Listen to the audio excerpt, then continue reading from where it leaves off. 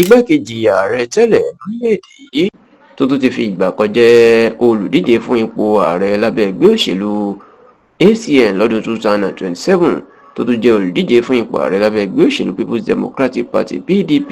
lásìkò ètò ìdìbò ààrẹ ọdún 2019 àtọdún 2023 ìyún Alhaji Atiku Abubakar ó mà ti fariwo bẹnu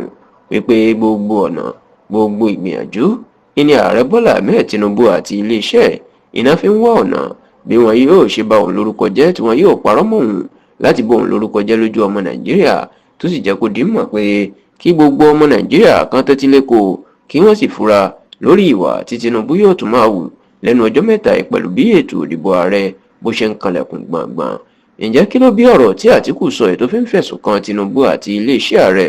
Ó mà ní ìṣẹ̀lẹ̀ tó ṣẹlẹ̀ lọ́sẹ̀ tó kọjá yìí nígbà tí àtẹ̀jáde kan jáde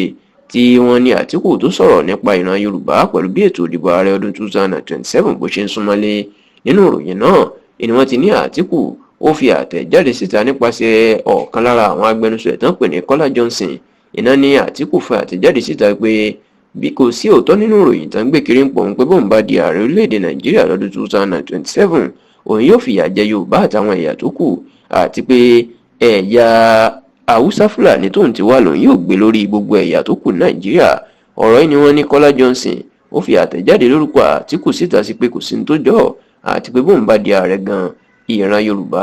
ìlò yóò tọ́jú tóun yóò pọ́nlé jù nítorí pé ìran Yorùbá ó jẹ́ ìran tó ṣe pàtàkì sí ìgbésí ayé òun tóun ò lè fọwọ́rọ́ sẹ́yìn. Nínú àtẹ̀jáde náà ìní Kọ́lá Johnson ti ní Àtíkù jẹ́ kó di mọ̀ wípé fún àwọn tí ò bá mọ̀ àbáwọn tó ti gbàgbé ojúlówó ọmọ Yorùbá tòótọ́ ni ìyàwó òun ìyún Títí Àtíkù tó jẹ́ ọmọ ilẹ̀ Ìjẹ̀ṣà ìyẹn ọmọ bíbí ìlú Iléṣà ní ìpínlẹ̀ Ọ̀ṣun tó sì ní ọmọ 4 ọ̀tọ̀ọ̀tọ̀ ìní Títí bí fóun. Kódà nínú àtẹ̀jáde náà Kọ́lá Johnson ní Àtíkù ní gbogbo àwọn ọmọ 4 Títí Àtíkù tó bí fóun ìnagijẹ tó máa ń pòun ní bàbá rere lédè Yorùbá èyí tó túmọ̀ sí pé bàbá dáadáa lòun tó sì ní bóun bá fi di ààrẹ ìran Yorùbá ni yóò dipò lámú nínú ìjọba òun. Ọ̀rọ̀ yìí ló máa di ariwo tó fi di páwọn ọmọ Yorùbá kan sọ̀rọ̀ sí Àtíkù pé ẹnu dídùn ló fẹ́ fi tan ìran Yorùbá àti pé káwọn Yorùbá má ṣe gbọ́ ọ̀rọ̀ ẹ̀. Ṣùgbọ́n nígbà tó ń fèsì lórí ọ̀rọ̀ tó ń jà rìnrìn yìí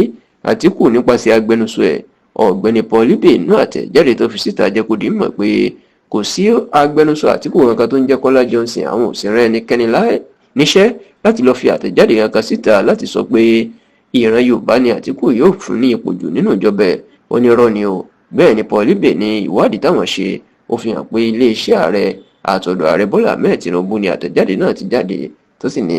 gbogbo ọ̀nà ní Tinubu fi ń wá láti bà orúkọ Àtíkù jẹ́ nítorí ètò ìdìbò ọdún 2027 àti pé káwọn èèyàn túbọ̀ máa retí irú ẹ̀ sí nítorí pé wọ́n ṣàǹwá gbọ́ ọ̀nà láti já Àtíkù bọ́ kí ètò ìdìbò náà kó tó dé ni.